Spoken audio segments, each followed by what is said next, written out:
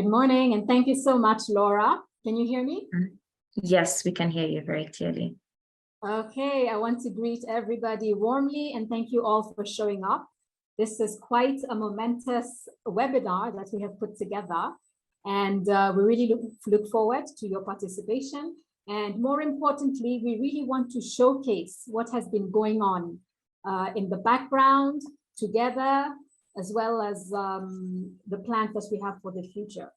Thank you, Alan, for the good overview that you gave. It's interesting to see where the genesis of this started. Of course, a lot of faith-based entities have been working in the area of land restoration, but there was a particular genesis, as Alan said, where there was a strategic and structured way of creating partnerships and working towards land restoration and preservation.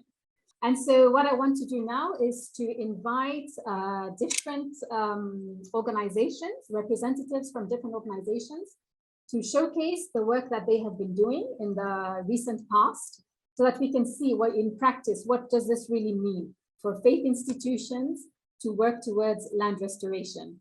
Moving forward, we're going to have 2 sessions with a Q&A in between each. And the first session is session 1, where we will have 4 organizations, which are the Catholic Youth Network on Environment and Sustainability in Africa, SAINESA. We'll also hear from Laudato Si Movement. We'll hear from Supreme Council of Kenya Muslims, SUPKEM, and we'll also hear from IRCK, which is the Interreligious Council of Kenya. So let's start now with Catholic Youth Network on Environment and Sustainability in Africa, SAINESA. And I call upon David Munene. Please go ahead with your presentation. Katha, I think that he may be having some issues with his network, so maybe I'll chat. Okay. With him later. Okay, we'll come back. Yes, we'll come back to David. We'll come back to David Munene. We certainly would like to obviously hear what SAINESA does and has been doing. So we'll give you a bit of time and proceed on to Ashley Kitisia of the Laudato Si movement. Welcome, Ashley. Thanks, Kava. Hi, everyone. Good morning. My name is Ashley Kitisia, representing Laudato Si movement. And let me just try and share my screen. I hope we don't get into any challenges. Okay. I'm so happy to be here today to share about Laudato Si movement. And this is a coalition of Catholics that is working towards caring for our common home.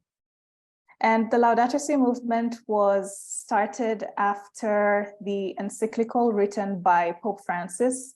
And this is a document that our dear Pope Francis wrote in 2015, just ahead of the Paris Agreement, on caring for our common home. And it is a very unique piece of writing, especially for the people of the Catholic faith, because it started addressing the issues of the earth and what is happening right now with a lot of pollution and a lot of these targets and forced solutions. And our Pope was just sharing a lot about how he is concerned that we are not really doing enough to care for our common home and to stop the adverse effects of climate change, even though the poor are the most adversely affected by it. And so after the Laudato Si encyclical came about, the Laudato Si movement was started shortly afterwards.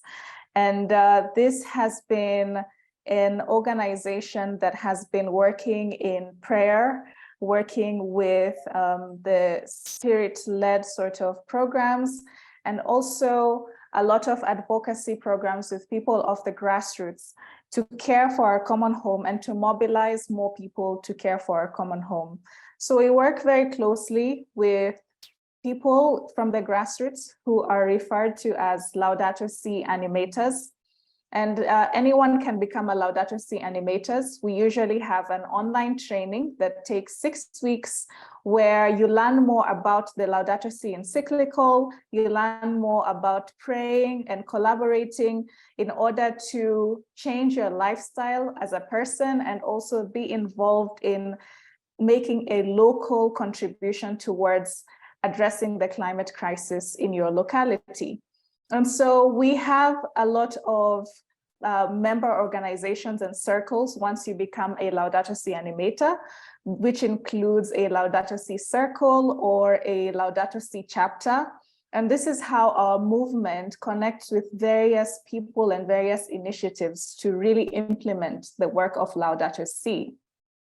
And so we work together with the Vatican and many other member organizations that are faith-based and also very civil society, depending on the values and if we have shared values and we all can find common ground to work together. We have a way of ensuring that we bring as many people on board to be able to accomplish our mission. And so the Laudato Si movement was formerly called the Global Catholic Climate Movement, but it went through a synodal process where it now adopted the name Laudato Si movement. And it has 3 goals, which is the ecological conversion. So this is the eco-spiritual activities that we undertake, such as contemplation. We have a Laudato Si prayer book, which we use as a resource for various prayers. We also have sustainability programs where we advocate for sustainable transition and living lifestyles that are very simple and do not really contribute to emissions. And then our 3rd goal is prophetic advocacy, where we take out to advocate and lobby for policy changes, ambitious NDCs, and a lot of collaborations to be able to address issues of climate change and also landscape restoration. And so our Laudato Si animators in Africa are very active. We are present in over 30 countries and counting. So we have 30 official chapters, but we have members who are from all parts of Africa participating in Laudato Si work and also landscape restoration.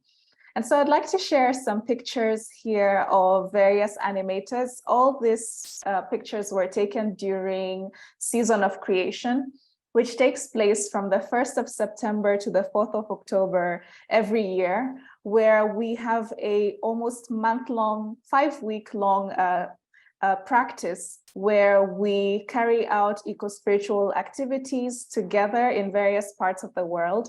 And so everyone is welcome to participate. We also do this with various faith-based organizations, such as our brothers present in like Sinessa and the Green Anglicans.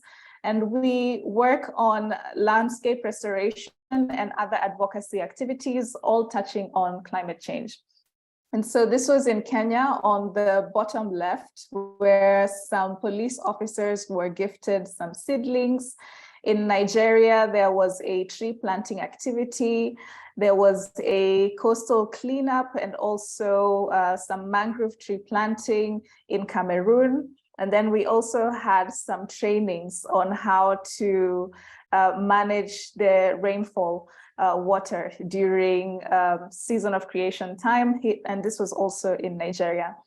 And we usually have 2 main annual celebrations. So we have the Laudato Si week, which takes place on May.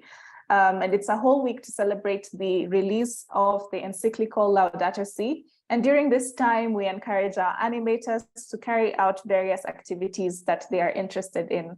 Usually, after you take up the training of Laudato Si animators, you are prompted to choose a project of your choice, which you are supported to continue even after the training. So we find that most animators already have ongoing work depending on their interests and touching on environmental matters.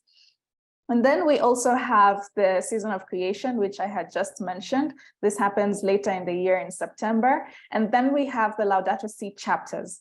Now, the Laudato Si chapters are country-specific secretariats where they come up with annual plans relating to Laudato Si, and they are empowered and connected to continue the work independently, away from the movement, and they have ongoing projects where many members can join on a need basis, and they even have programs for young people. So this movement serves Catholic individuals and institutions worldwide, and it helps them bring Laudato Si to life and bring God's creation. And I had shared about the Laudato Si Animators training. This is available online, and this is how you become a member of the Laudato Si movement as an individual. We also have avenues to have member organizations join us and work with us. Then we have the Laudato Si contemplation training. This is also an online course, and this is more eco-spiritual, where they meet once a month to contemplate on Laudato Si. And then we have regional advocacy activities in various African countries. And now we also have a very vibrant Laudato Si chapter in Kenya. Actually, the biggest number of Laudato Si animators comes from Kenya, maybe because also the Laudato Si African office is housed here in Nairobi, in Karen.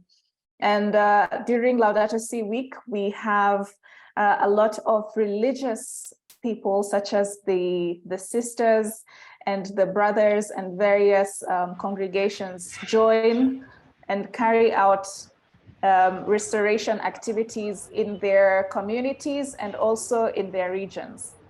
And on the left here, we can see that there was a herb garden that was started at the St. Joseph Mercy Hospital. And this is an ongoing project where they carry out this planting of herbs that they use for themselves. So this is the sustainability aspect of things, while also being able to share the surplus with the communities around them. Then we have a vibrant animator in Machakos. His name is Peter Kimeu, and he carries out a lot of empowering of people in his community to be able to embrace more tree planting. As we know, Machakos is part of the dry parts of Kenya, and he carries out a lot of training to empower these ladies to be able to support themselves, for one, and also work very closely with the forest there. There is a Mount Carmel area where he has worked with the Kenya Forest Service to ensure that there is restoration, ongoing tree planting. They have a lot of seedlings and projects where they are able to start little nurseries for these forests, and they have kept track and records of all the various trees that have been planted over time, when they were planted, and they ensure that no one interferes or comes to graze in that forest. And this has also come outside the forest and gotten into the local areas where they also volunteer their parcels of land to be able to carry out landscape restoration. Then we have a medical mission sisters here in Nairobi who are also having a tree nursery initiative where they share this with the people around, and they also sell them to be able to grow some trees. And we also have a coastal seaweed farming. This was in Kwale County. Actually, you have 1 minute left to. Thanks, Laura. Yeah, so this was in Kwale County, and also tree planting in Subukia. So we have member organizations in Kenya who are vibrant. There are so many, but I had to mention a few. We have the Justice, Peace, and Integrity of Creation Franciscan Africa, and they carry out restoration activities and trainings and capacity building for various people of the Franciscans fraternity all over Kenya. Then we have Mother Earth Network, which is a trust. This was founded by Father Herman Borg, who has been working in restoration of the Mau region since the 80s. And then a notable one is the Birthday Tree Planting Campaign, which is a new tradition for young people to celebrate birthdays by cutting cake and planting trees. And this is usually housed at the Catholic University of Eastern Africa. This amazing group of partners was able to come up with an ecological education course where they are proposing a faith-based organization, faith-based education for sustainable development to be adopted in schools in Kenya. And this textbook is available, and for those who will have further questions, there will be more details about this. And we get back to why this is so important to Laudato Si movement. In Laudato Si, our Pope reminds us that everything is interconnected and that we use each other's talents and skills to protect and support our common home. And so if you'd like to learn more about Laudato Si, you may read the encyclical, but we also have this amazing resource, which is a film that is available on YouTube titled The Letter. So you may watch The Letter, or you may also host a screening near you. And we hope that we will get ambitious NDCs to tackle the climate crisis and not really dwell upon false solutions. We also hope that we'll have a movement of individuals that is united in diversity, working together to care and restore for our common home. And we hope to inspire more people of faith to join the cause of restoration, as we are the stewards of our common home. If you'd like to learn more about Laudato Si movement, please visit our website. It's just on the screen. And thank you so much, Laura, and for the amazing work that you're doing and the team. And I hand it back to you, Nkaba. Thank you so much, Ashley. This is a wonderful presentation. I'm sure a lot of us have learned and heard about what we might not have known previously about Laudato Si. It's a coalition of Catholics working for caring for our home, the earth. And in 2015, Pope Francis wrote a document from which they base a lot of their work. We'll now move on to Sinessa. David Munene, are you able to share your screen at the moment? Yes, just checking my audio. Can you hear me clearly? Yes, we can hear you. All right, thank you. So I'll present about the inclusion of faith-based communities in restoration efforts in Kenya. My name is David Ngigi Monene. All right, so let me just proceed with the introduction to Sinessa. So this is a network of young Catholics in Africa that are dedicated to caring for our common home and to address the twin challenges of environmental degradation and climate change from a faith perspective.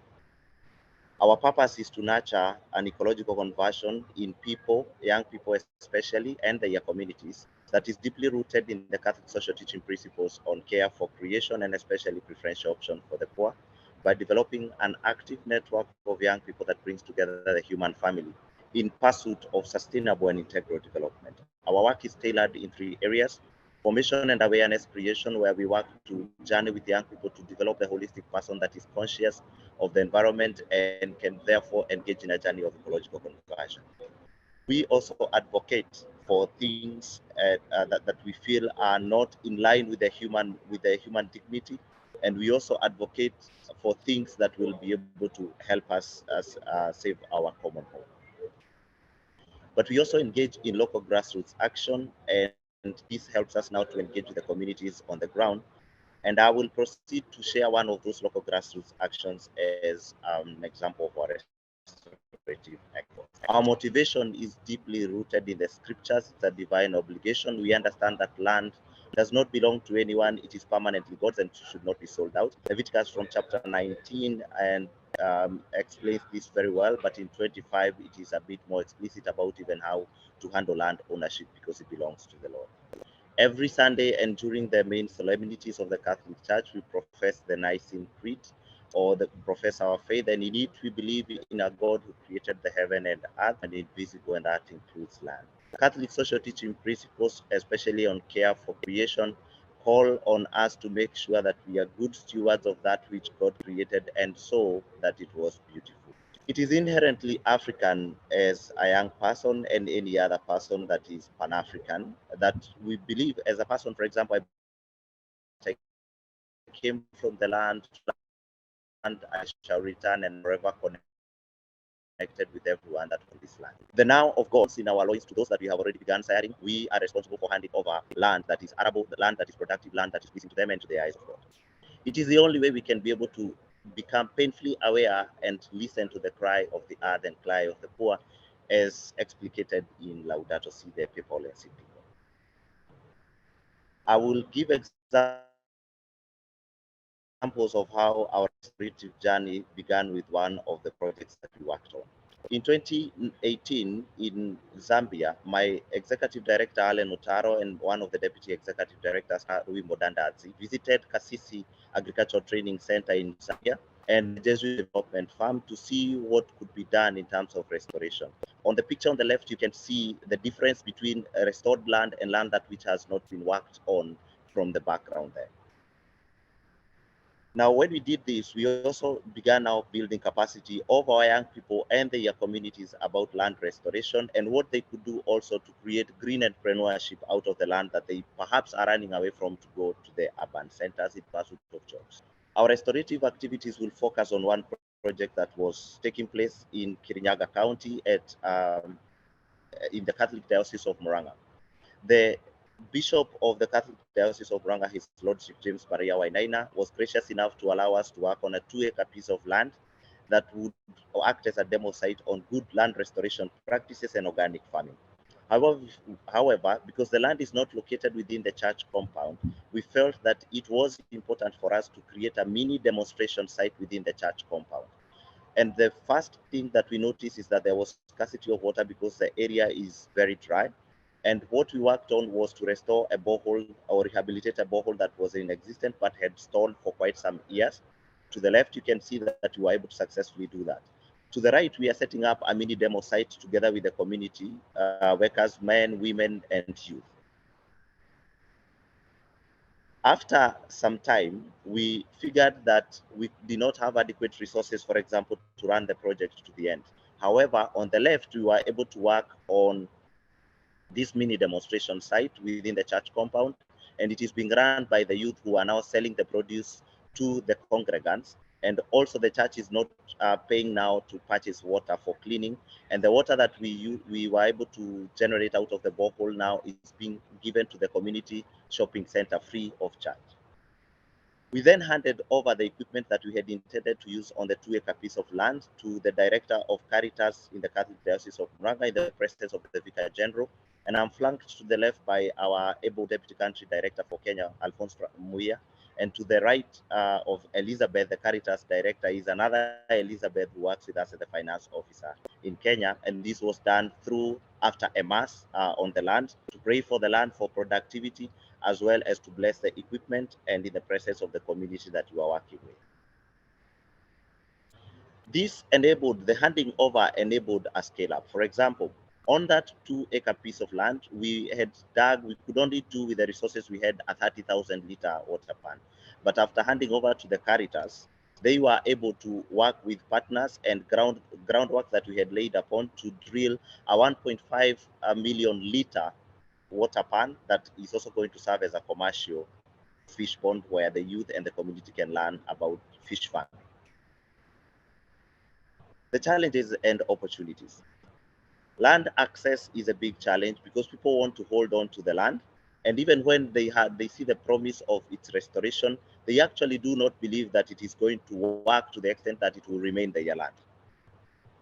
Financial scarcity. We would have wanted to run a massive scale of projects around the continent, but we were only able to do a small scale, and we are happy with what we did, but we are hopeful that the resources will be adequate for us to be able to restore more of church and institutional land as we go ahead. The disruption of the status quo basically means people are used to doing things a certain way. For example, in Kirinyaga County, people use a lot of herbicides, a lot of pesticides, and a lot of chemicals, treated seeds, and disrupting that to, for example, minimum tillage or farming God's way becomes a bit of a problem because people just want to remain in their comfort zones. Extensive degradation takes time. Land takes time to be degraded. It is resilient, but it takes time to be degraded. And restoration takes as much time, but people want instant coffee solutions and may not be patient enough. External forces. In the land where we were working in the 2-acre piece of land, we faced such external forces that were pulling us down. For example, vandalism and so on. We were able to circumvent this by having someone stay on the land housed with their family, and this is helping with the security issues. This is something we had not foreseen since the community had assured us that the security was good at the place. This Just political a reminder, interference. 1 more minute, Munene. Thank you. Political interference in this case does not refer to the project we are working on. We had sought to green the hills in Murang'a County, but some of the people did not feel that we were doing this as a genuine effort, and therefore they did not even engage in the commencement dialogue. Opportunities. There is a lot of land that is available in our country, and that could be restored. And these include, let's not focus just on the rural areas, but also in the urban areas and the peri-urban areas as well. There is growing awareness that our land is not becoming as productive as we would like it to be, and we would like to change that, and people are buying into the idea of land restoration. We are connected to the land inherently as Africans. For example, the history of our independence in Kenya is deeply rooted in pursuit of land ownership, and that's how we got our freedom and independence. The lessons learned: start small with what you have and do what you can, but make sure that the little things you do, you deliver them on a grand scale. Always have a backup plan. You never know what will happen. COVID pandemic could happen. People could shift their focus. Political interference as well could happen. Always have a backup plan. Work with institutions that are established. To the right, I have a picture of a priest we are working with in Douala, Cameroon, to restore land within the parish. And working with the parish or with the priest or the church allows us to be able to tap into communities and the people they work with. Your emergency on land restoration is not the emergency of the owners of the land. Please don't treat it as such. Let them buy into the need for that restoration before you impose it on them. The key messages: land is an emotive issue. It remains as so, especially in our country. You might want to approach it with caution and wisdom. Faith communities offer you multiple entry points and implementation points. By going through a faith community, you can be able to tap into other non-faith communities, into institutions. You can be able to work with schools. You can be able to work with very many other stakeholders, including households. Ready yourself for ignorance. People who don't know what's happening to them, but their land is not productive, and they do not even know what to do. But also ready yourself for arrogance. Some people know what the problem is, what the solutions are, but they just don't care. There are those who know what's happening, what they can do about it, but they just feel helpless and defeated. Solve the most immediate problem before restoring. We solved the water problem, we were able to work on restoration. Water is paramount to this, and always make sure that you prepare to hand over to stakeholders and people with better capacity or the owners of the land.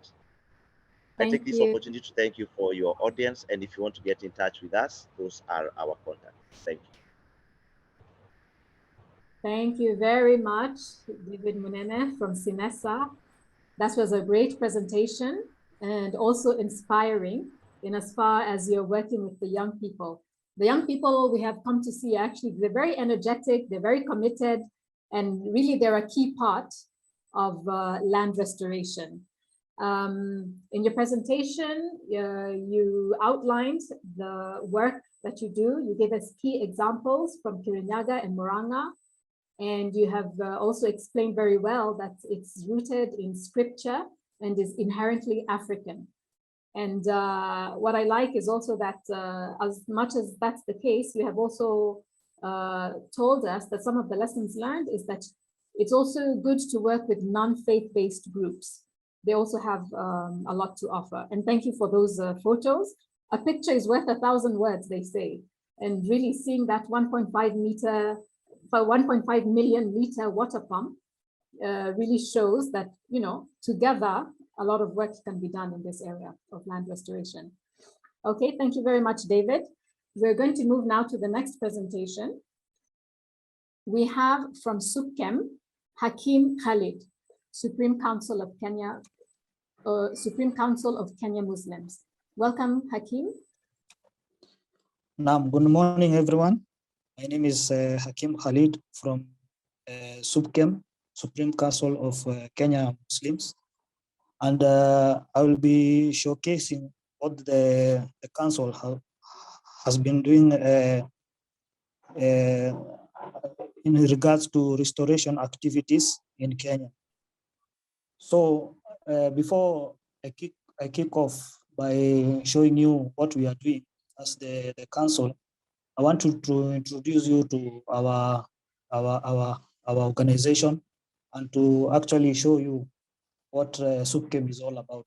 So Supreme Council of Kenya Muslim is registered as the umbrella body of all Muslim organizations, societies, mosques, and groups in Kenya. Its mission is to provide leadership that represents the interest of Muslims through collaboration and partnership. And its vision is a unifying premier body in Kenya. So one of its objective is to actually carry out and discharge in any way possible the obligation responsibilities that Muslim owe as a community or individuals to Islam. Also is to unify all Muslims in Kenya. So our motivation is through our scriptures and the hadith of our prophet, Prophet Muhammad sallallahu alaihi wasallam. Environment protection and restoration are important aspects of Islam. Allah in the Holy Quran states that it is He who has appointed you viceroys on earth, that He may try you in what He has given you. As stewards of Allah's creation, Muslims are tasked with the maintenance and restoration of the environment proactively. The Islam attitude towards environment and natural resource conservation is not only hinged on prohibition of exploitation, but also on sustainable development. The idea is clear, captured in Surah 7, verse 32 of the Holy Quran, where Allah subhanahu wa ta'ala says, O children of Adam, act and eat and drink, but waste not by excess, for Allah loves not the wasters. Addition, we can learn about restoration through our holy prophets in one of the hadiths, where he states that there is none amongst the Muslims who plants a tree or sows seeds, and then a bird or a person or an animal eats from it, but is regarded as charitable gift for him. So we draw our motivation from our holy scriptures and the hadiths of our prophet sallallahu alaihi wasallam. Next. So a couple of activities we engage in regards to landscape restoration are landscaping and tree planting. For instance, in the picture, you can see that students from Masai Mara University, they were engaged in landscape activity and tree planting in Narok forests. So also SUPKEM and Masai Mara University students, they have been rehabilitating the Narok forest, which is popularly known as Mau forests. So those are also the pictures from Mau forests. Tree planting exercise in Narok. Also, we have been collaborating with other players, for instance, other religious leaders from other regions, and also business stakeholders. For instance, in Subukia, you can see we were in a tree planting exercise where we engaged all the stakeholders. So we also did tree planting in the Subukia Sub-County Hospital. So all these are all the tree planting exercise we engage in.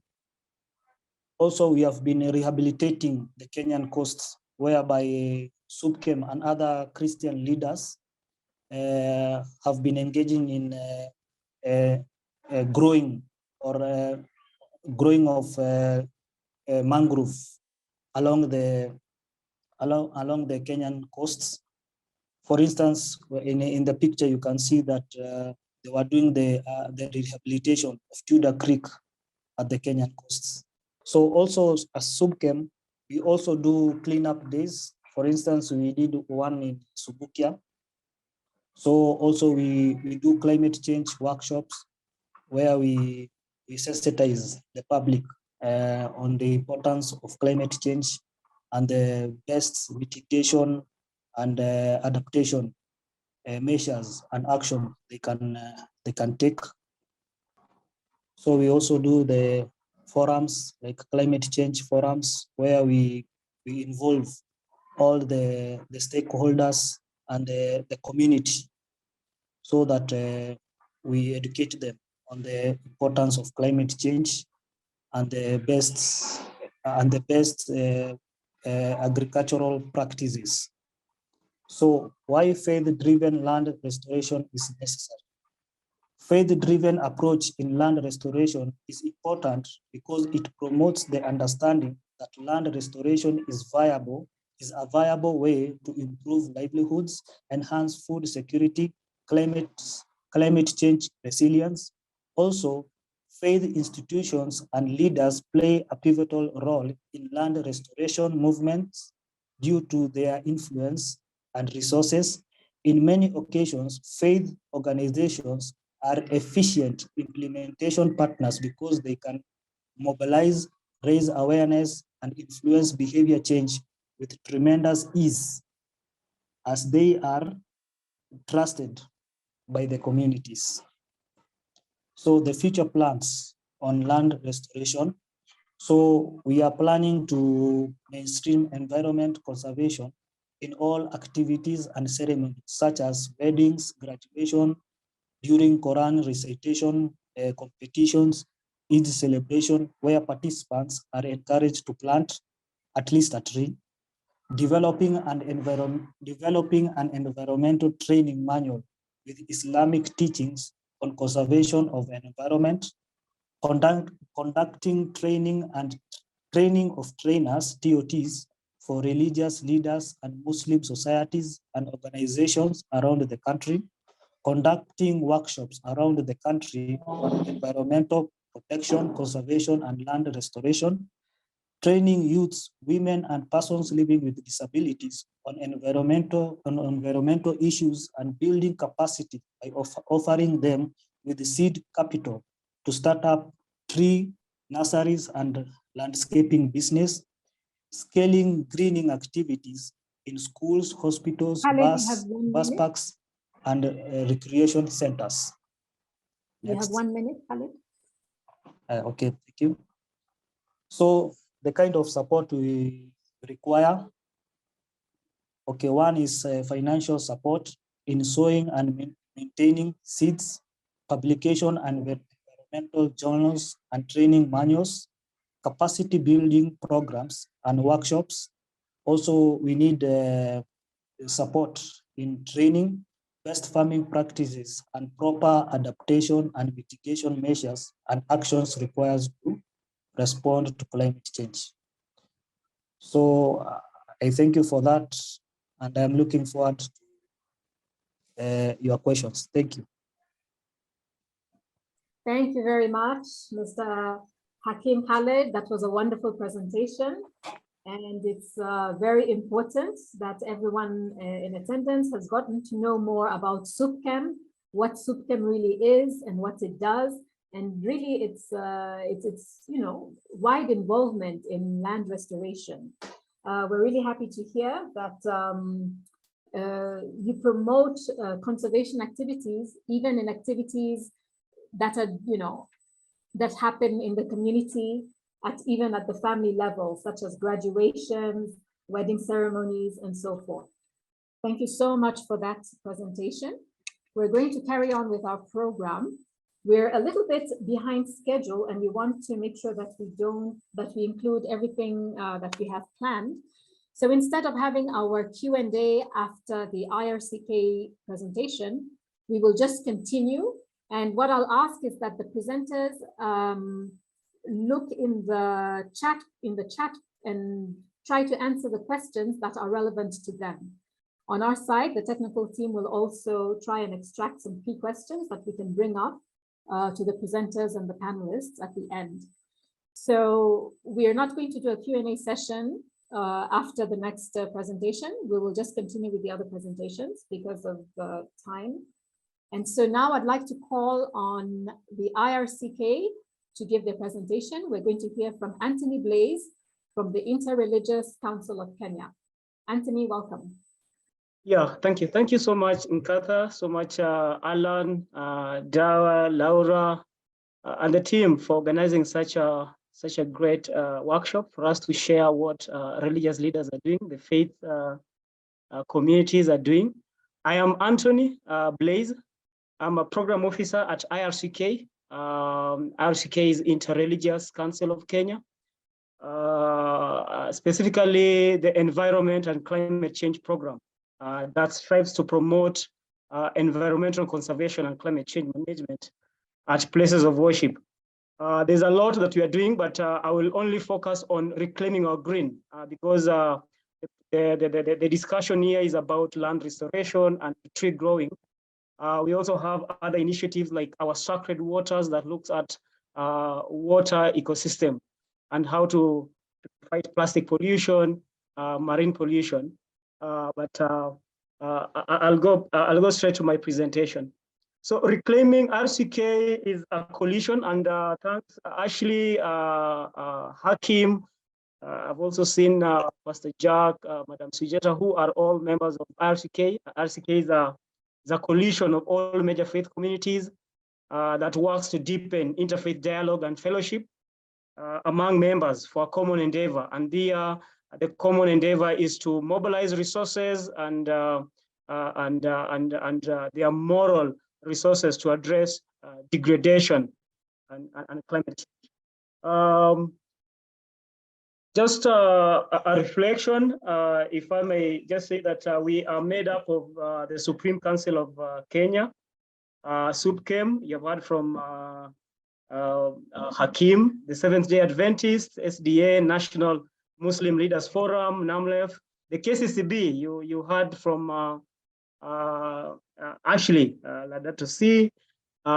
We also have the Hindu Council of Kenya, the Organization of African Instituted Churches, the Evangelical Alliance of Kenya, that is the Anglicans. You have heard about the Green Anglican movement.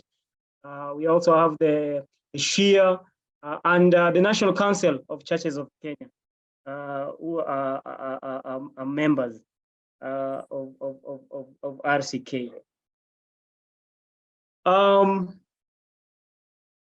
Yes, so straight, our motivation is that living in harmony with nature is a common ethical behavior.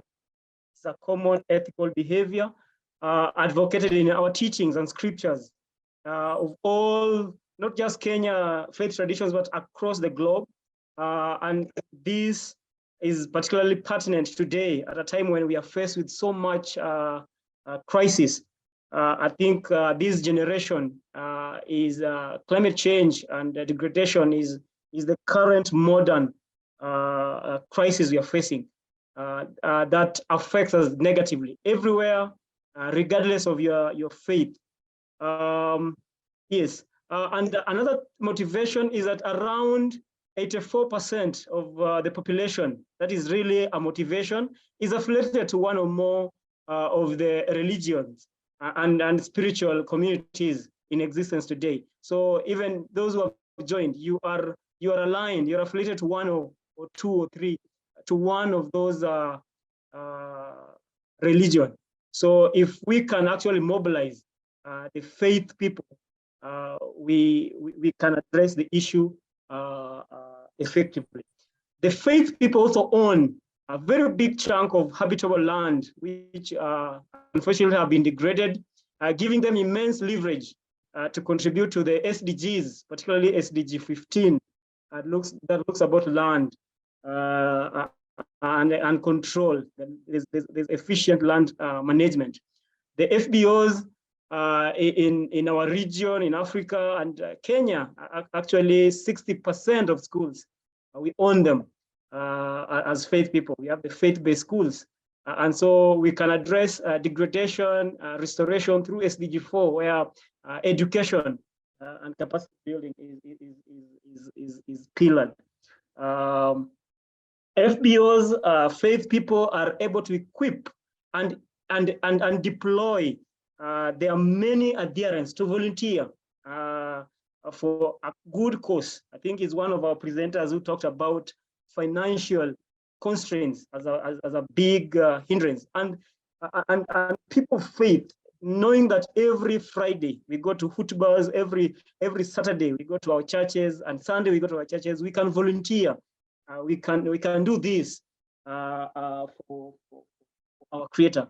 Just emphasizing on what yesterday's remarks during the COP27, the former US Vice President Al Gore, who said that all the Abrahamic traditions and also the Indic, God gave us two things to choose from. You either choose life or you choose death. You either choose heaven or you choose hell. And how we live, we have lived in a way that we have degraded. We have to stop the degradation, the logging, and the waste that Hakeem really talked about. So we can choose to be part and parcel of the restoration process, because there's no in between. There's either death or life. You're either part of the restoration or you're part of the degradation part of it. And he was very, very particular on that. Before I continue, let's remember that we give praise and gratitude to God, the Lord of all beings, to the number of the stars in the sky, the drops of rain, the waves of the water, the leaves of the tree, the grains of sand, and all the atoms, everything that he created, the trees, every species, he didn't create it for nothing. He created it for a purpose. And that creation reflects the glory of God. He is all sustaining and the world beyond our grasp. We don't understand, and we live intricately dependent on nature. And everything he has created is a sign of his power, a sign of his love, a sign of his mercy, and is upon us. I think Hakeem talked about, quoted a verse in Quran. There's also a part in Quran, 63:2, that talks about he created death. I was talking about that, death and life, so that we can be tried. You can be tried. Which of you work the most good? Let us all work for the restoration process. Reclaiming our green, as I finish, is a tree in the tree growing land restoration process, and is a faith-led. The main goal of this reclaiming of green is I'm so great to meet most of you, Madam Jedida from the Greens of Africa Foundation, Dr. Baraza, Azmaira, who are all in this movement. We have established demonstration sites at places of worship, as places of learning, because we have realized that our faith people need first to be built, their capacity need to be built. So demonstration plots as centers of learning. And also we have planted trees. We have grown. I'm always being told we grow trees, not plant trees. So we focus on the caring of that tree, the pruning of it. And we have involved students, pupils on how to water, how to mulch, how to think. Ashley talked about the information packs, the toolkit that some of the RCK and other players engaged in.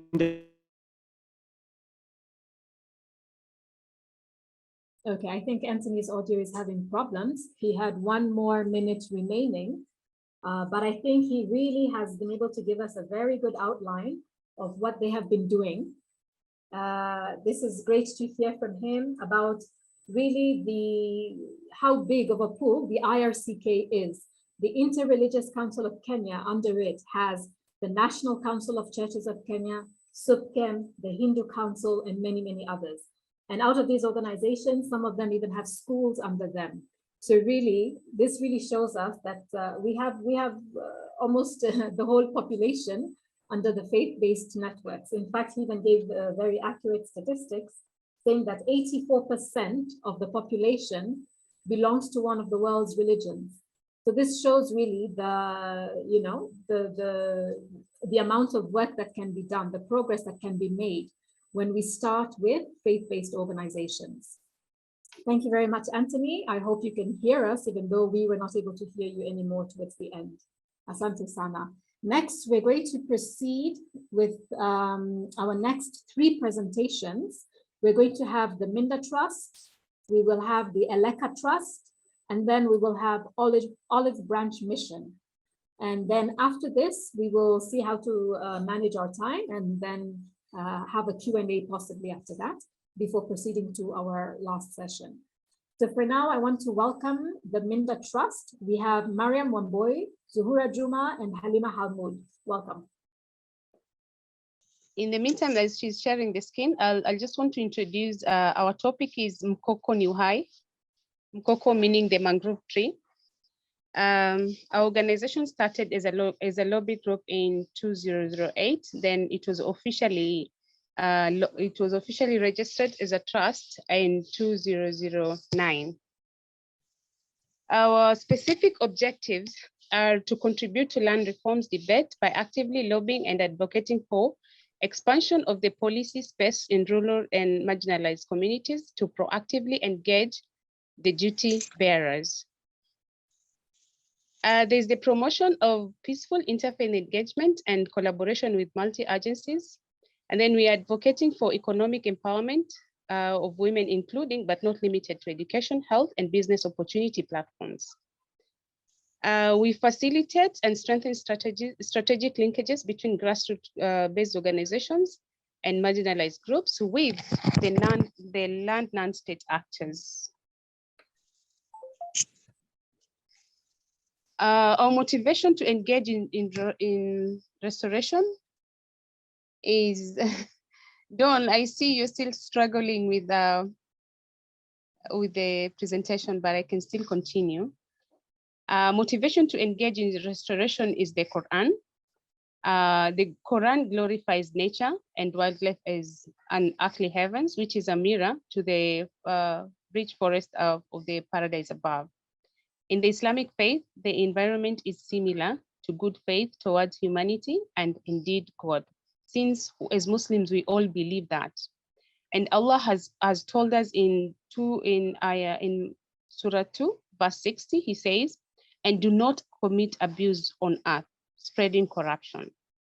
Once we start, when we don't restore these things, harmony, we will only end up polluting our own little bubble of survival. That is why God says our catastrophes are self-inflicted.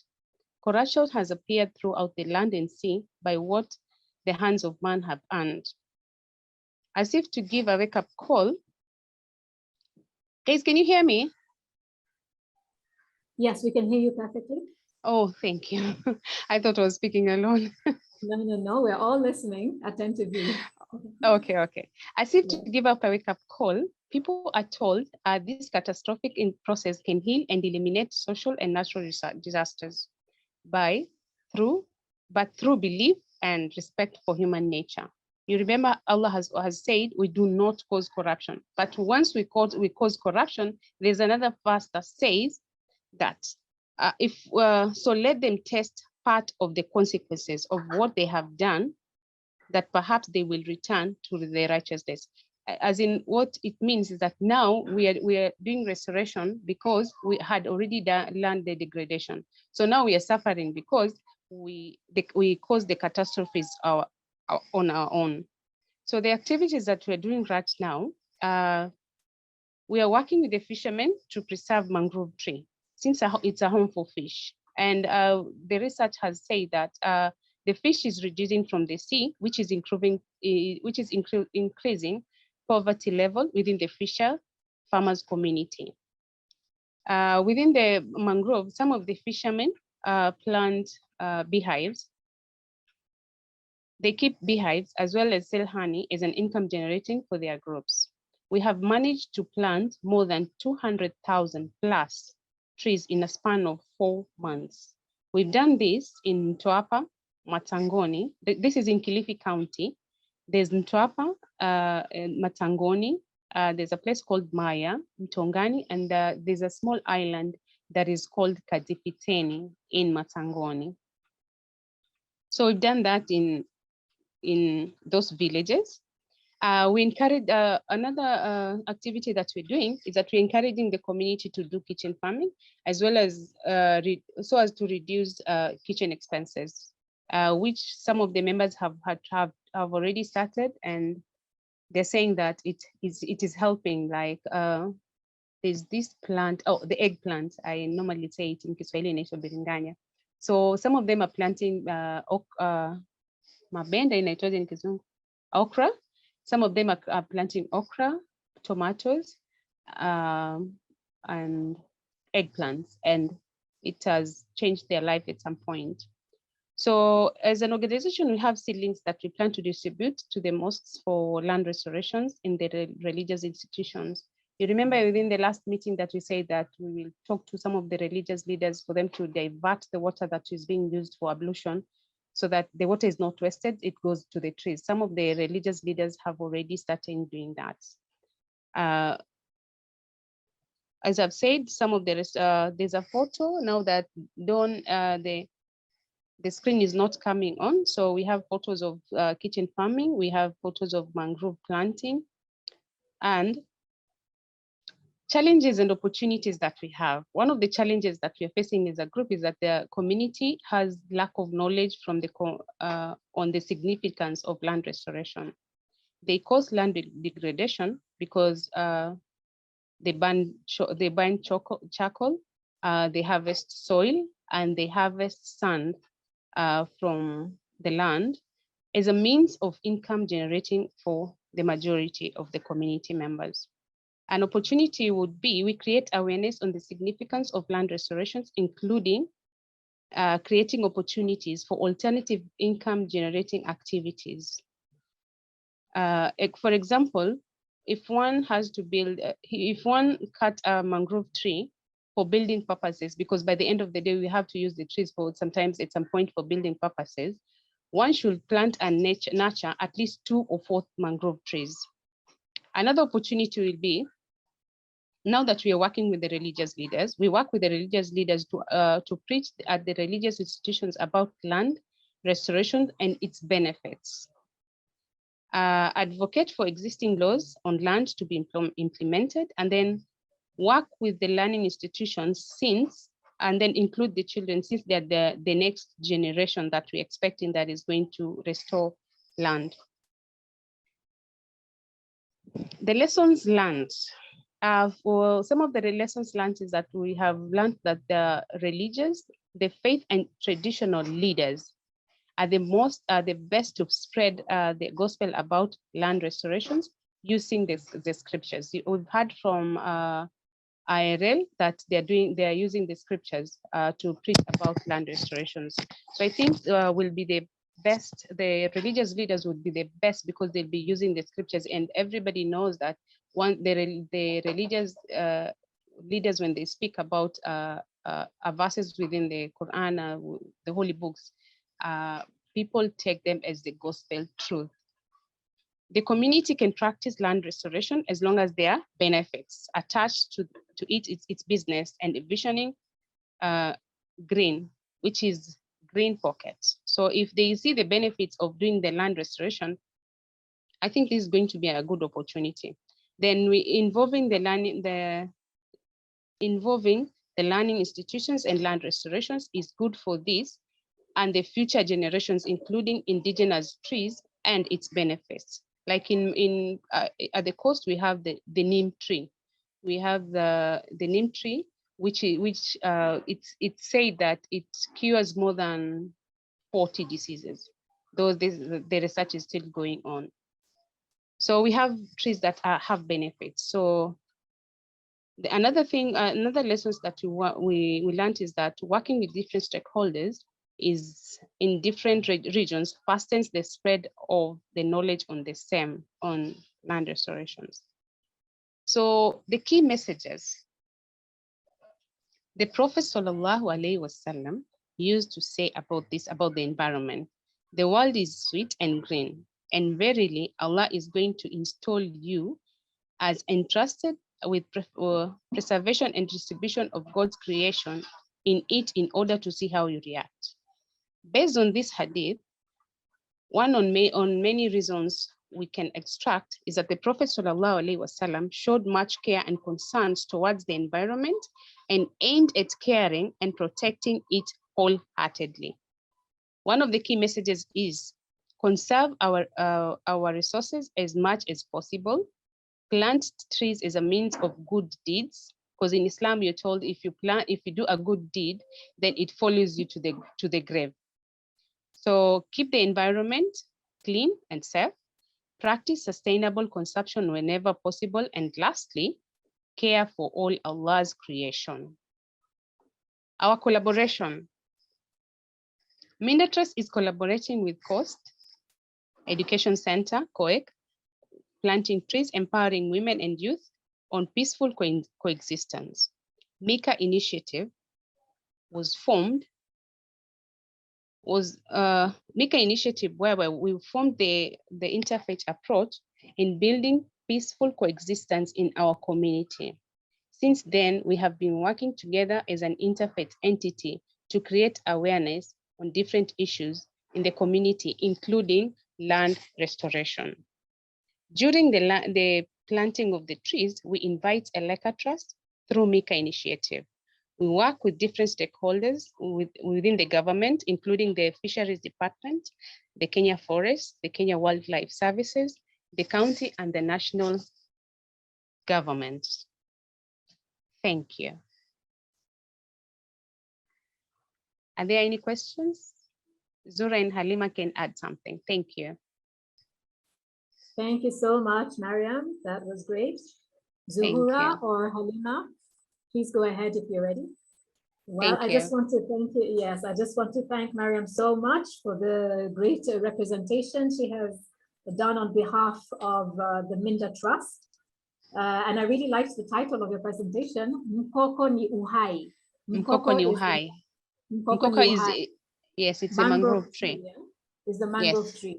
Right. Yes. And so they work with the mangrove tree. They have done so for years, and they're telling us that Mkoko ni Uhai. That's amazing.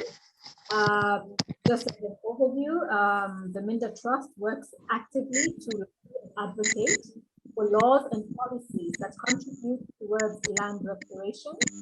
They work with religious leaders as well as some government entities and county governments. And I really want to highlight something that really stood out. You pointed out a very nice verse from the Quran, which is uses some very striking imagery, which says, wildlife is an earthly heaven, a mirror to the lush paradise above. So really, if we look at it from this point of view, we have every reason to preserve it and hold it with high esteem and dignity and with the respect that this earth deserves. Okay, thank you so much. You're most welcome. Thank you. Appreciate your presentation, and we're going to move on now. I can see that on the screen we have Jane Jilani's screen. Is that right? Jane Jilani, you may go ahead. Yeah, my name is Reverend Jane Jilani. I'm the chairperson of Eleka Trust. And Eleka Trust is a Christian-based organization that partners with the Minda Trust in the area of planting tree as an interfaith initiative. And that's why we call ourselves MICA. That is Mi for Minda, which in cost means Shambas, and Eleka as a trust that builds capacity. Yes, Eleka Trust started in 1995. Our mission is to catalyze faith-based life transformation through leadership training and skills development. Our vision is that we have coastal communities living in abundance through faith-based transformation. And our one objective for conserving the environment is to improve the quality of life through sustainable livelihood skills and enhance environmental conservation. That picture shows me talking about the role of religion to climate change actors in Mombasa during the International Day of Women. Our motivation to engage in restoration, as mandated in the Christian holy book, the Bible, Genesis 2:15, mankind was placed in the garden, that is the earth, to tend and care for it. Through our registered HACID initiative, community-based organization responsible for Eleka Trust Conservancy efforts, we endeavor to fulfill this God-given mandate. We are of the view that creation is connected to the earth, and it can only thrive if earth thrives. God has entrusted the earth for us to protect, and that land degradation and the unsustainable use of natural resources have consequences. We can also agree that land restoration is a powerful way to improve livelihoods, food security, and resilience to the climate crisis we are facing now. Faith institutions are important development partners who mobilize, raise awareness, and inspire changes in behavior with great ease because we are trusted by communities. Some of our restoration activities include fruit and herbal tree seedling distribution and planting in places of worship for children who then distribute to families.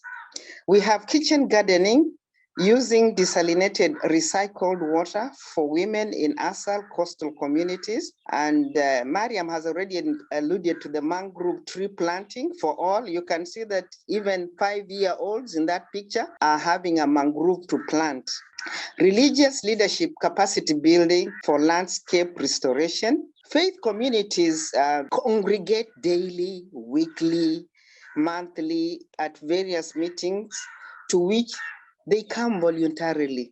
So places of worship are strategically placed to create awareness, messages in sermons for sensitization, growing seed nurseries for distribution to congregants.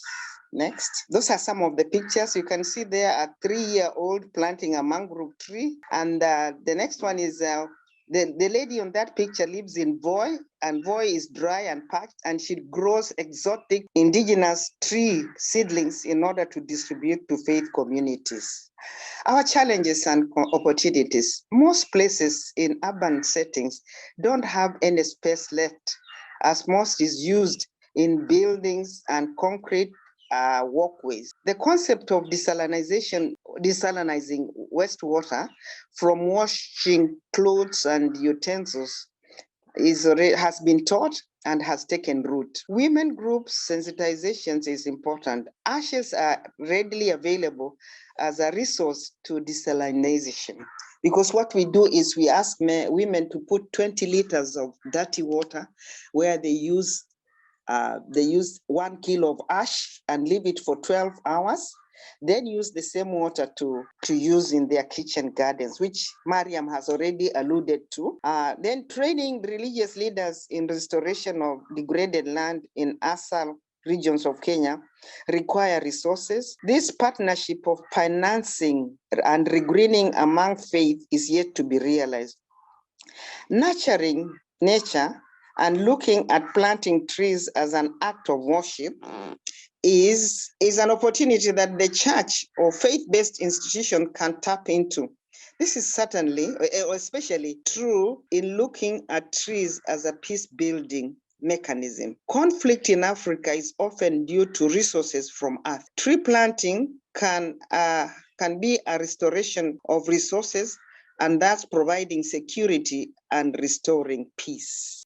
Because we network, when we started Mika Initiative in 2011 under the mentorship of Alan Chana and the two imams and pastor from Nigeria, it was just about resource-based conflict in Kenya and in Africa. Lessons learned. The children are fast learners in matters regreening by starting with tree nurseries. Women's kitchen gardens using desalinated water, wastewater, contributes to green vegetable nutritional food security in ASAR regions. If well kept, it becomes a revenue source for the family. Women and youth groups are adapting to climate change efforts. Clergy are beginning to appreciate their role in restoring degraded landscape. And places of worship and other related infrastructure can serve as tree nurseries, host training grounds, and spaces that promote environmental leadership. So we don't need to go to hotels or to go to big conference centers to have our training. We just do it at the places of worship. It can be the church, it can be the mosque, it can be the madrasa classes or the Sunday school classes in our churches, and we have capacity building. And the beauty of it is that our congregants or faithfuls just come voluntarily for this training. Key messages: restored landscape is a heritage for future generations. Climate change necessitates adaptations to use of desalinated rain harvest and irrigation or water to regreening. Religious leaders need to be sensitive to their God-given role in leading their congregations in the restoration of degraded land in ASAR regions of Kenya. I'm thinking about Coast and Kitui area. An envisioned future where clergy are at the heart of restoration of landscape in the ASAR regions of Kenya. In turn, faithfuls regenerating using the FM&R and regreening residential spaces. The kind of support required to scale up land restoration. We need partnerships in financing capacity building in workshops for religious leaders. Also seed grants to women, youth groups to grow tree nurseries for distribution. That picture that you're seeing there is we were welcoming the incoming female Muslim faith-based chair lady of NEMA. Her name is Lulu Safia. And so we did this by commemorating it by planting a tree at the Swahili Ports in Mombasa. Thank you so much. Bye. Thank you very much, Reverend Jane Gilani. That was Reverend Jane Gilani with a very good presentation of the Eleka Trust, which started in 1995. They have told us about the leadership and the trainings and the skill development that they do. Their vision is to have coastal communities living in abundance. All this by addressing environmental, climate, and land restoration. She has also told us that we are entrusted by God to protect and care for the earth. She highlighted the value and importance of working with faith leaders and communities. And they have seen that this approach works because they are entrusted by the population. So it was very good to hear the outline of the restoration activities that Eleka Trust has done in collaboration with many other groups as well in the community. And we do remember especially the photo of that little 3-year-old planting a mangrove tree. So really, if a 3-year-old is planting a tree, so can we all. Let's continue now with our following presentation. We have Olive Branch Mission, Bishop John Parritt. Bishop John Parritt, are you available? Yes, I am. I'm ready. Oh, okay, great. Welcome, Bishop John Parritt. And we're happy to hear now from Olive Branch Mission. Karibu. Thank you, Katha. My name is Bishop John Parritt. I'm from the Olive Branch Mission. We are a faith-based organization established in 1867, but here in Kenya, we started in 2002. If you can give me the next screen. As a faith-based organization established in 1867, the mission started in Chicago, during the time there was a lot of fire and people were going through crisis. And then that later on, we moved our programs to Kenya, to Africa, mostly focusing women empowerment, community resilience, and drought mitigation program, and conservation, among others. We founded the Kimana Sanctuary in partnership with the Kimana community. This is a sanctuary based in Loitoktok area with 884 members. Within the sanctuary, we were able to do a lot of conservation in terms of wildlife, in terms of tree planting initiatives, in terms of water catchment, and all that. Besides that, also we partnered with Loitoktok Forest, Greening Loitoktok, and other organizations to plant trees within Loitoktok area. And also we have been spearheading agroforestry initiative by helping people to plant not only trees, but also trees that can provide fruits for people to be able to sell the fruits and generate income for them and also for their families, and also to access the fruit for their own nutrition. We've done also a lot of water distribution, sanitation program. Currently, we have partnered with organizations to dig boreholes in Kimana areas and other places. We are supplying over 1,000 people in Kimana area with water. We've done water filter distribution in various areas within Kajiado County and even beyond. Next screen, please. This is just a picture of one of our agroforestry initiatives. I took this picture just 2 days ago in one of our farms where we've been trying to tell people just to plant fruits and also for their own food and also for conservation, because then you have trees that can be able to provide food cover and also food for the people. Next, please.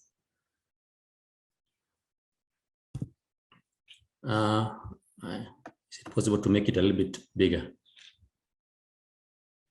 Yeah, so some of our initiatives, we want to create opportunities and employment to develop through environmental conservation initiatives. These are some of the things that you're trying to do within. We've seen that with conservation, you can create employment. You can also improve livelihood through by ensuring there's food security, resilience, and restoring ecosystems. Through agroforestry, tree planting. We also do a lot of indigenous tree, because we realized the community here, they don't plant, they like just planting trees, but also there's a very big initiative that we are trying to see.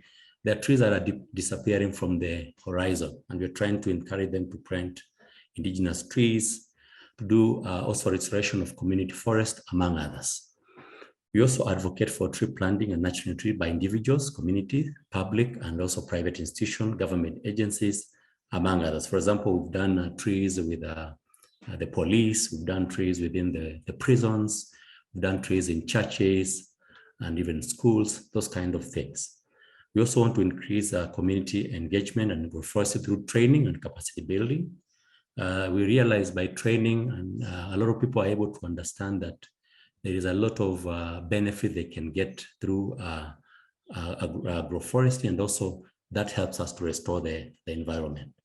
We also want to utilize available community resources to help them create resilience, employment, and restoration of ecosystem. In our area here, we have a lot of land that has been lying idle. A good example was the Kimana Sanctuary, where we started the sanctuary because we realized the land was lying idle. We talked to the community, we're able to see how we can do conservation and how that conservation can bring money to the community and provide for them in terms of meeting their daily needs. And that is working right now in a very big way. We also engage in an initiative that seeks to conserve water catchment areas and ensure sustainable provision of water to the community. Water is a key thing in terms of restoration. And we realize if we conserve water, then we can be able to make sure that we can plant trees, we can sustain communities. We also support and collaborate with other organizations in the achievement of a long-term transformation agenda. Also, part of our agenda also is to promote environmental education, conservation, and in education and religious institutions. That's also one of our objectives that we've been trying to implement in this area. Next, please. Our mission as Olive Branch, we are a Christ-centered strategic ministry.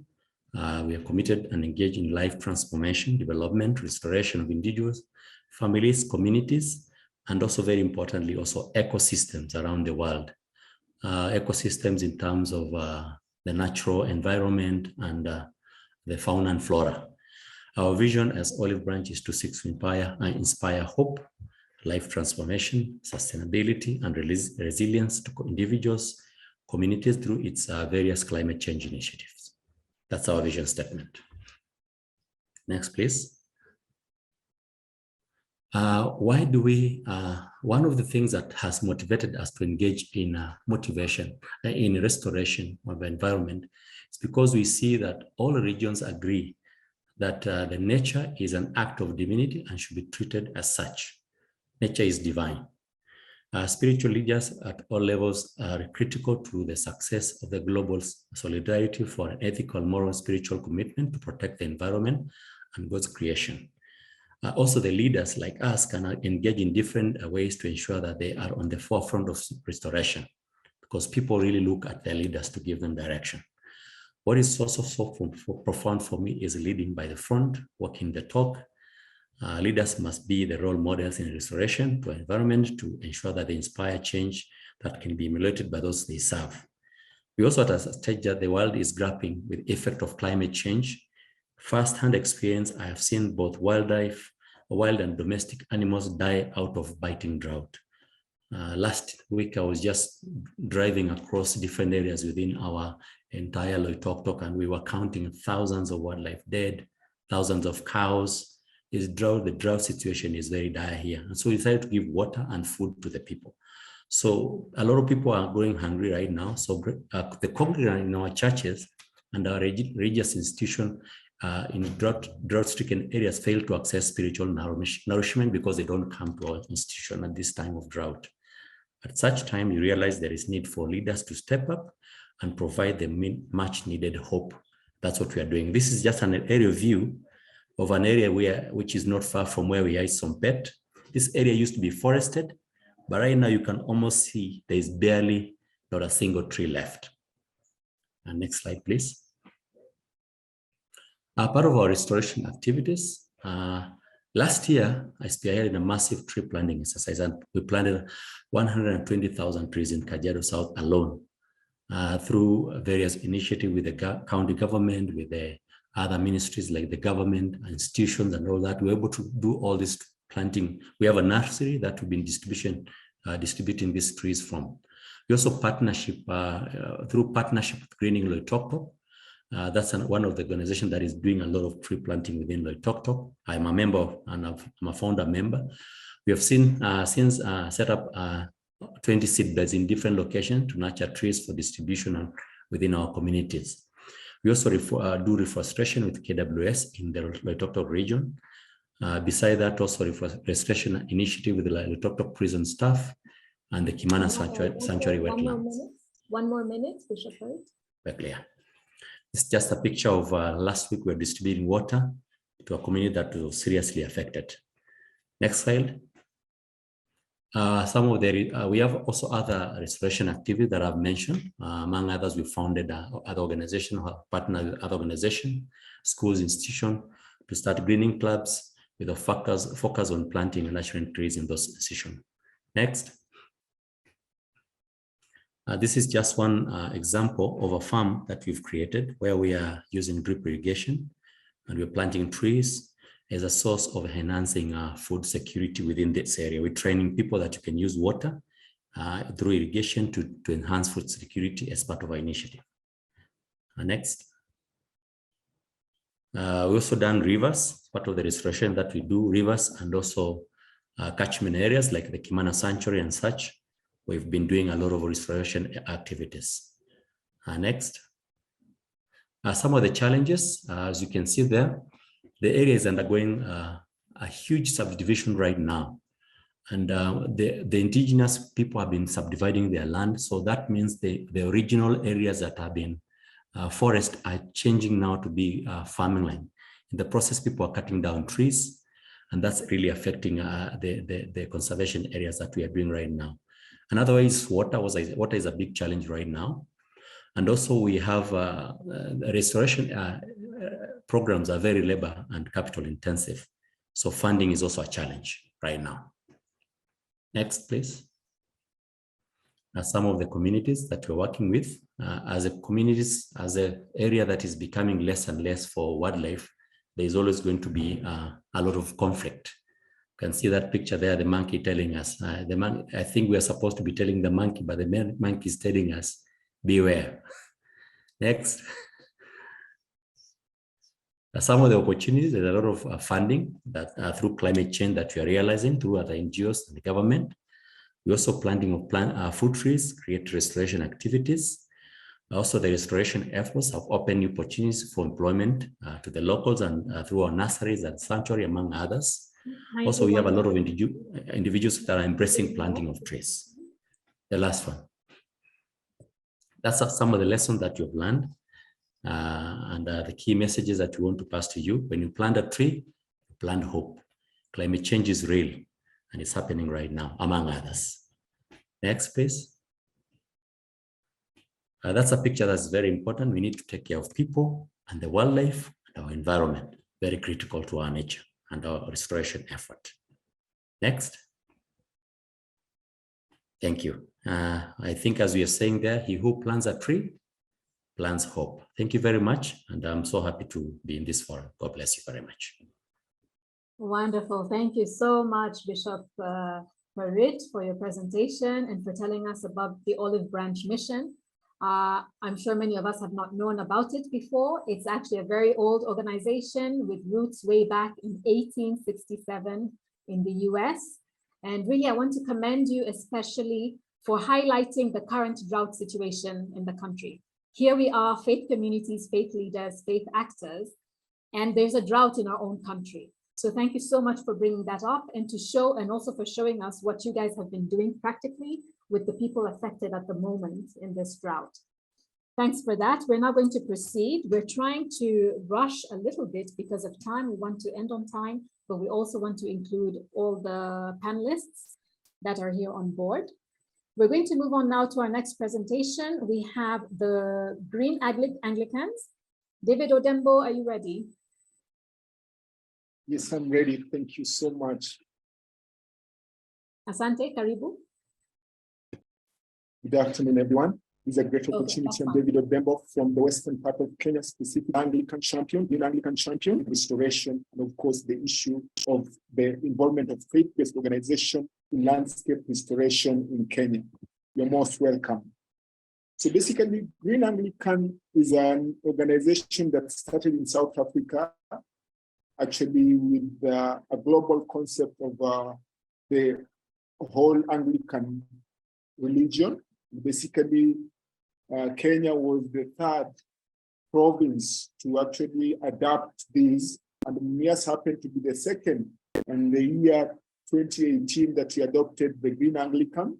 And the mission is to strive and to safeguard the integrity of creation and sustain the renewal of earth. And of course, the vision is to preserve God's creation for the future generation. This is actually based on the theme in Genesis.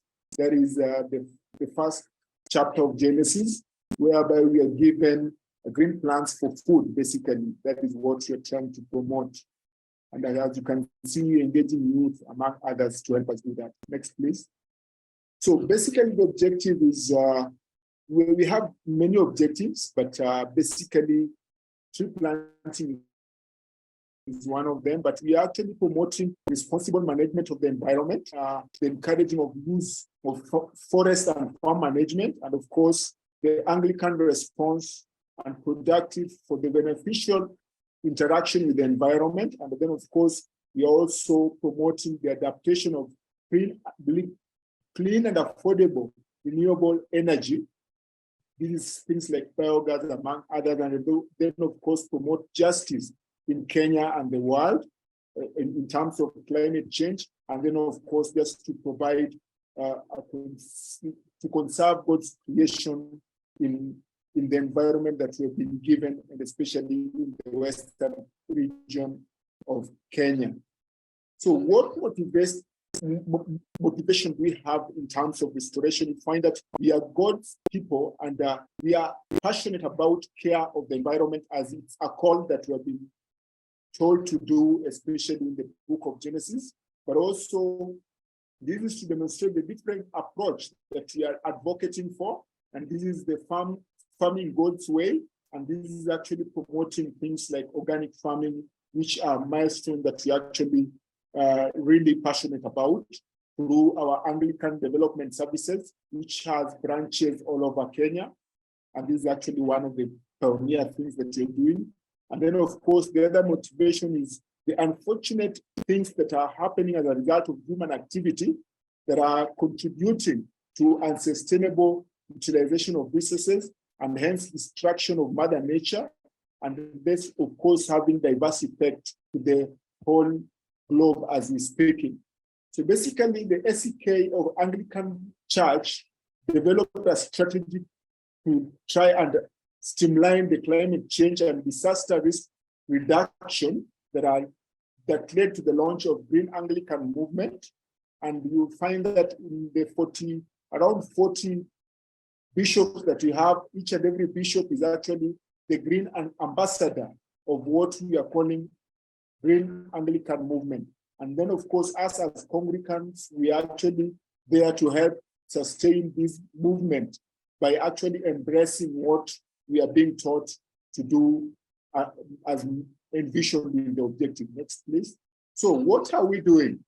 As you can see in the picture just next to us, this is what was actually the time of Corona, that is 2020, when we were launching the tree planting for that particular year.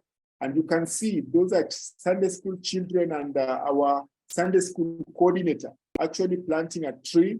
And as we speak, the tree is actually now almost 2 years and it has grown very well. And next to them is our bishop, who's actually the key ambassador.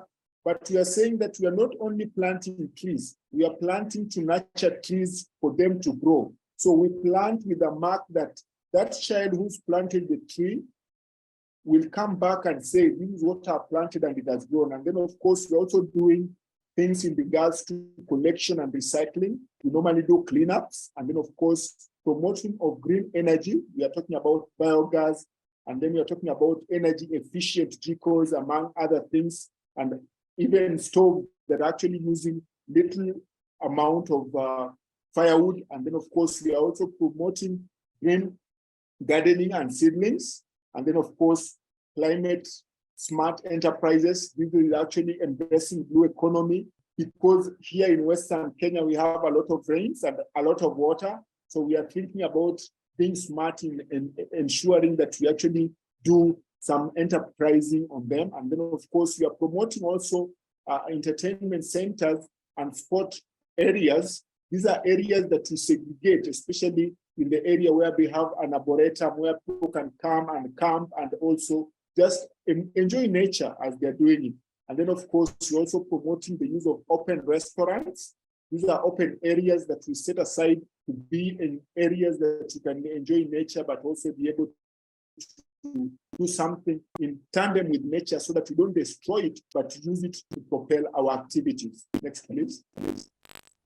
So what are some of the challenges that we are facing? We find that there are different things that we are facing, and especially in our approach of promoting fruit trees and indigenous trees. The cost is very high, and you'll find that the cost of an indigenous shillings a piece, but the exotic shillings. So people embrace the exotic trees rather than the indigenous trees. And then, of course, we're also looking at job creation. You'll find that the activity has resulted to us being able to create some job opportunities, and especially in terms of helping us grow the concept of Green Anglican Movement. Then the whole work is labor intensive because in nurturing trees for around 2 years, we have actually been engaging 2 minutes, watering, like daily watering of the trees to nurture them. So it's very labor intensive. Then there's been slow adaptation in replication because when we started, we thought of doing it at the diocesan level and then cascade it into the level that we are able to reach the congregation in the parishes, but we are now doing it by pioneering this project for the youth, and this has enabled us to actually fit that particular challenge. And then, of course, there is slow growth rate of indigenous trees. They grow very slowly, and hence that is also a challenge that we are facing. But we are happy to say that we have been able to engage children, youth, and teens, which are actually bringing in a new energy in terms of this project going forward. And as you will attest, is like they are the next generation that will bring it out very closely. And you can remember when we are starting off, we are saying that we are promoting the planting of the number of trees based on the number of years you lived during birthdays. And then, of course, annually, we have November as our year or our month where we actually promote the planting of trees as a diocese and using the youth as the backbone of this particular activity. And then, of course, the other opportunity you're seeing is the holistic ecological transformation that is happening. We have an arboretum, and we have just opened it last week, and we are seeing that this is an opportunity that people can come and learn about the indigenous trees and their importance, and this will actually promote this. Of course, you realize that there are certain things that you are learning in that we have our diocesan headquarters as the showcase, and people come and say that there's been change in terms of air and also that the setup. And you know, this is actually not only affecting this microenvironment, but also this region whereby we are not polluting rivers and lakes, and of course, even to the seas. Then, of course, here we are saying the rains are raining, and even yesterday, the whole of this week have been experiencing a lot of rain, basically, which is out of the norm, but we appreciate because it is now amount of rainfall that we are receiving is robust for our crop growing, and of course, a robust harvest that we'll be having. And then, of course, the unpolluted soils are healthy for our food. And as you can see in our arboretum, we're actually integrating the trees and also promoting the planting of vegetables. And these are actually some of the key things that are promoting people to come closer to tree planting, but also get some food out of it. And then there's the good health of our forest. And then, of course, removing the greenhouse effect. Then there's income generation, because we have been able to get some income in terms of just selling trees from our nursery. This has actually promoted our visibility in terms of promoting indigenous trees. And then, of course, the availability of water resources and even grass, because we are actually encouraging the animals, and then, of course, also promoting the apiary approach, whereby we are rearing beehives, among others, to try and synergize all those activities. And then, of course, there's food security, which is making us actually do this is a holistic ministry that is actually not only for us, but also for the whole nation as Kenya, and also a region of Mumias as we are speaking.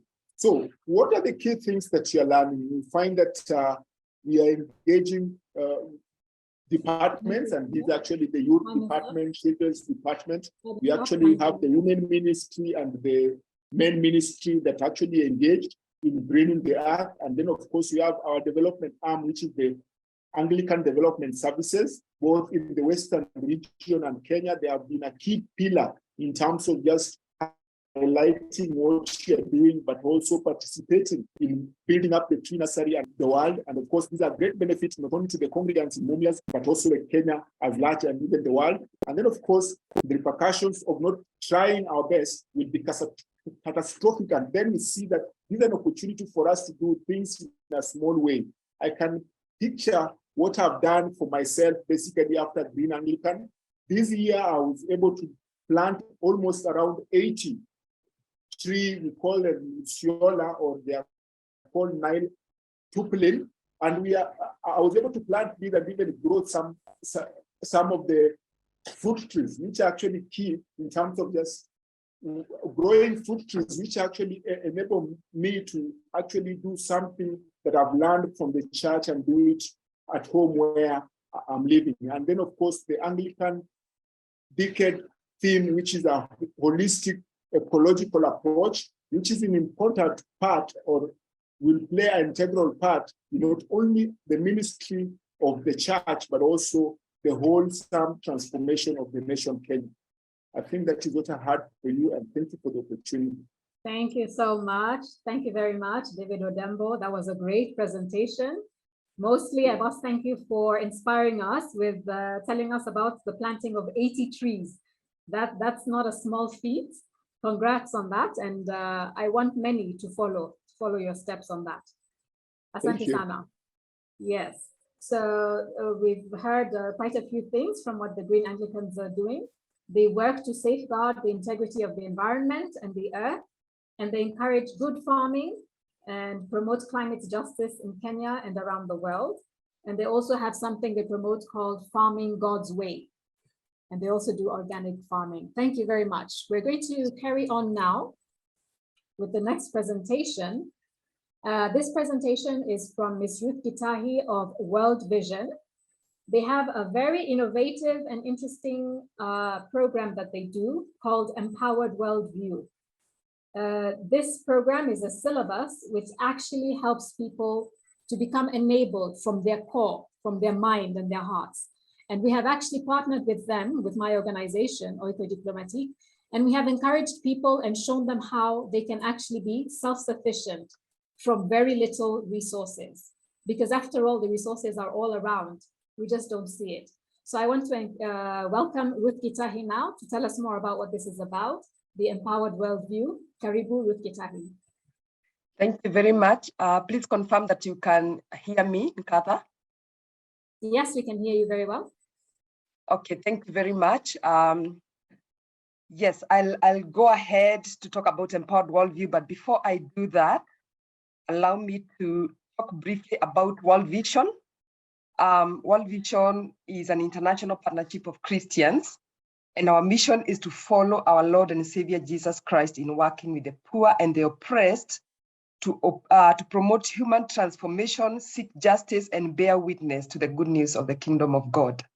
So basically, that is what we exist to do. And we are a child-focused organization. And therefore, our mission, our vision is for every child, life in all its fullness. And our prayer for every heart is the will to make it so. So really, life in abundance is for children, is also what we exist for. And we have 6 core values. We are Christian. We are committed to the poor. We value people. We are stewards. We are partners, and we are responsive. So those are the things that that guide us as we do our work. Before I continue, I want to acknowledge that I am with Dr. Daniel Muvengi. He's also my manager, and he has been very, very instrumental in development of Empowered Worldview, which I'll be talking about. So I'm glad that we have a number of people on this call who have been trained on Empowered Worldview. I was glad to hear Nkatha talk about it briefly, and just to know that there are many, many people who are who understand this curriculum and this approach, and who can actually continue to support the work. So Empowered Worldview is a faith-based empowerment approach, and it encourages individuals and communities to examine their beliefs, their mindsets, and behaviors in light of the scripture and God's plan. I mentioned earlier that World Vision is a faith-based organization, and we need to be able to do development differently by bringing on board the faith aspect, which are usually a lot of times ignored by different organizations, community development organizations, as well as donors. So for us, Empowered Worldview has been a very innovative way of helping us to integrate faith in development. And basically what Empowered Worldview is about, it helps us to look at the scriptures and look at the issues that surround us, whether they are issues of poverty, and start to examine our lives in light of the scripture and ask ourselves, where is the departure? And a lot of times we realize that, and we actually realize that poverty is really a spiritual issue. And as we look at scriptures, we are able to see where we have gone wrong and a lot of time it has to do with beliefs that are not necessarily true beliefs. They are most of the times they are cultural, and we also find mindsets and behaviors and practices that are not in line with the scripture. And therefore, as we have that kind of dialogue, we are able to really seek ways of going back to the plan of God. Basically, that is what Empowered Worldview is about. It emphasizes some elements, for example, issues around identity, the identity of the participants or the people that we are working with. We seek to restore dignity. We know that poverty is a very undignifying thing. And we also help to see the people, the so-called poor, as the agents of their own development. That development is not necessarily going to come from elsewhere, but they have to be the agents that will bring about their development. So issues around identity, dignity, and agency are things that we really capitalize on. We usually undertake a training on the Empowered Worldview, and this takes a cascading approach. Basically, first of all, reaching out to the very influential people, including faith leaders. And then from there, they are able to reach community influencers who are able to reach individuals. So basically, that is how we undertake or we roll out Empowered Worldview in communities.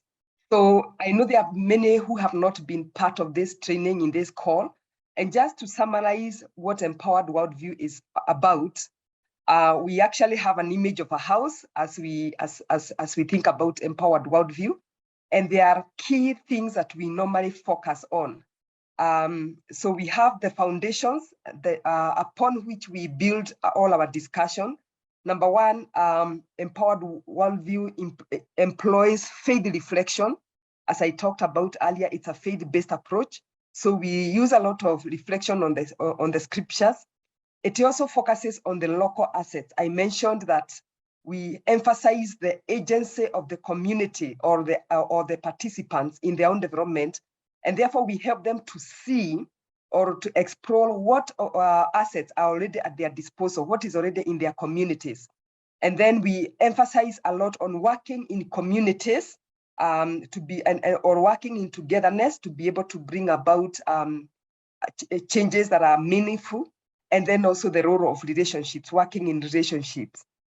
And those are the foundations upon which we lay the approach.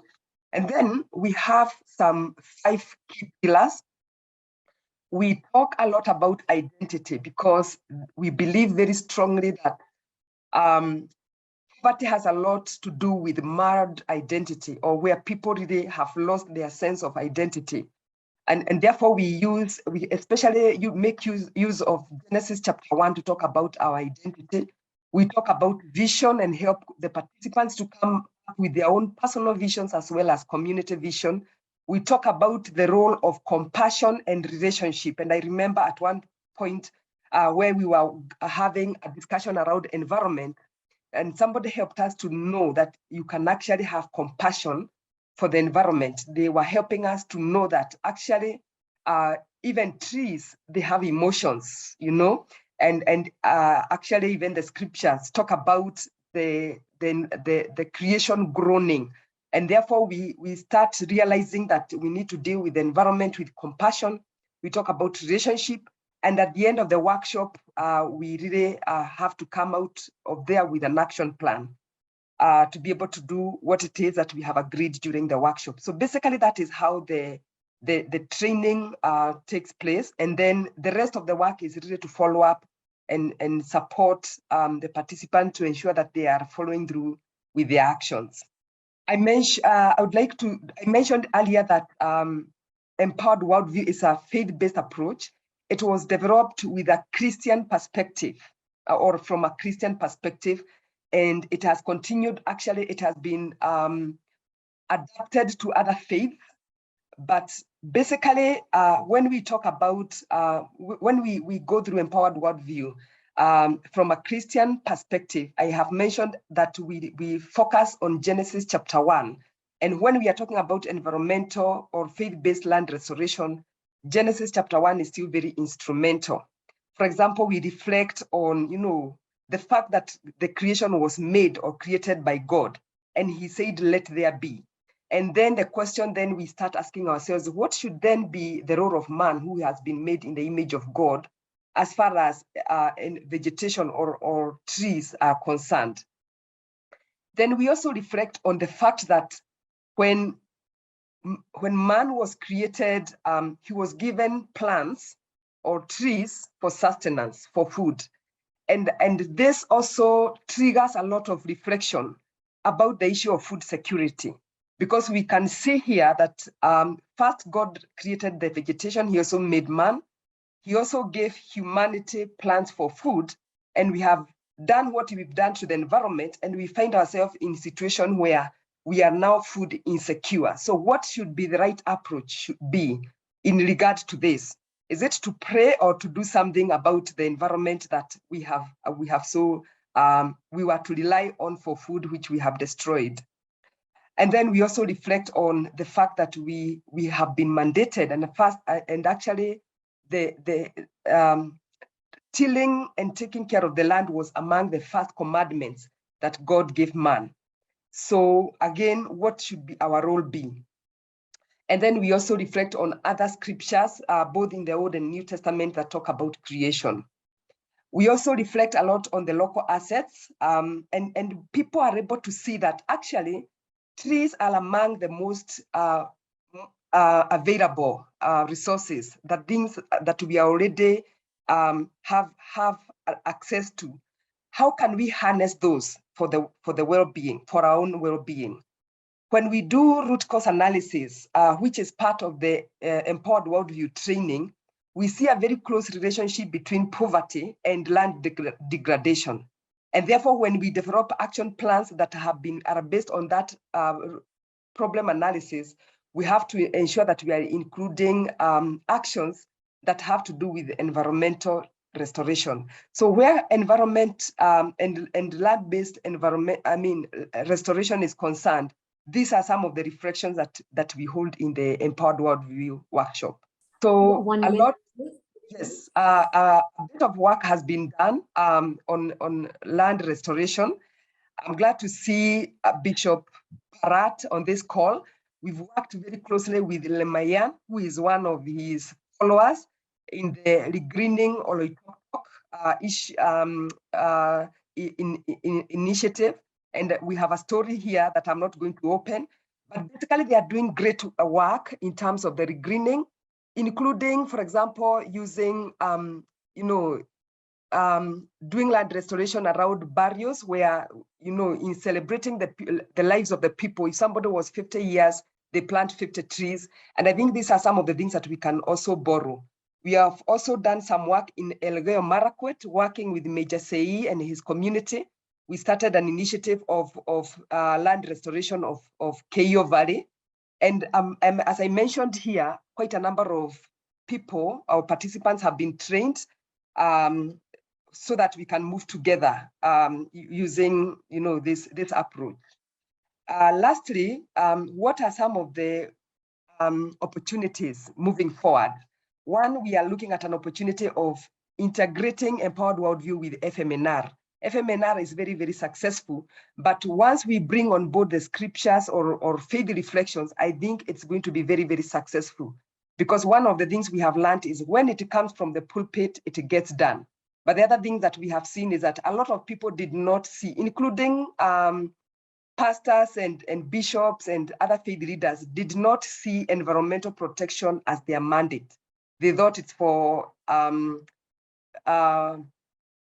scientists and environmentalists, but when we go through this and they see their mandate, they actually do it. So the other thing we are also looking at is, doing it in multi-faith context, going beyond the Christian reflections to other faiths. One of the things we've seen is Empowered Worldview being very well adapted in West Africa, as well as India, and also recognizing that environmental conservation is actually promoted by all major world religions. And the question is, what kind of dialogues can we have so that we can move together as faith-based groups? So basically, those are some of the opportunities that we are looking at going ahead, and I will stop there and thank you very much. Thank you very much. Asante sana, Ruth Gitahi. That was a very good overview of the training that Empowered Worldview does. I'd really encourage anyone here who is interested in knowing more about how to be able to do your activities without looking outside too much for resources, contact World Vision, the Empowered Worldview program. They can really help to mobilize and to empower people. Next, we are now almost towards the tail end of the program. We have heard lots and lots of presentations. We have heard practical activities being done. We have heard about the genesis of how faith communities have come together in a structured manner. Let's move on to the plenary sessions. And I would like to call on Halima and Laura, if you can now take over in the plenary, and we're going to look at the question of what is the way forward with promoting and integrating a faith-based approach to restoration in Kenya. Halima, are you available? Laura, I can see you're on now. Yeah, Halima is not around. Oh, okay. So Laura, please go ahead.